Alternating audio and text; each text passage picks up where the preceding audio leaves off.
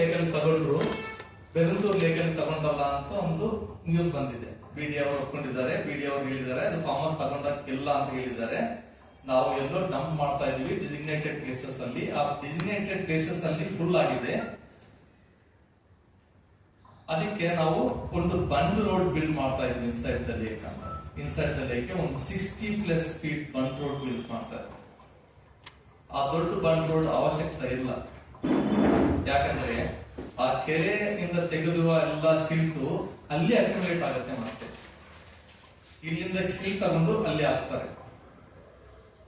As per BDA, the silt is taken out every night because the local people are objecting, or few people are objecting silt to be taken out during the day. We understand the problem there, but where is it going? It is getting accumulated simply in the kere itself, which is building again silt in the kere. Why silt is accumulated? We have to see. There is no STPs around. STP treated water ಹೋಗ್ತಾ ಇಲ್ಲ, ಬರೇ ಸೀವರೇಜ್ water ಹೋಗ್ತಾ ಇದೆ.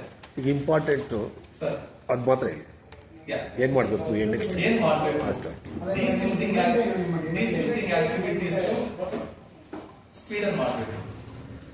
As per ಬಿಡಿ ಅವರು 2026 ಮೇಗೆ complete ಮಾಡ್ತೀವಿ ಅಂತ NGT ಒಪ್ಕೊಂಡಿದ್ದಾರೆ.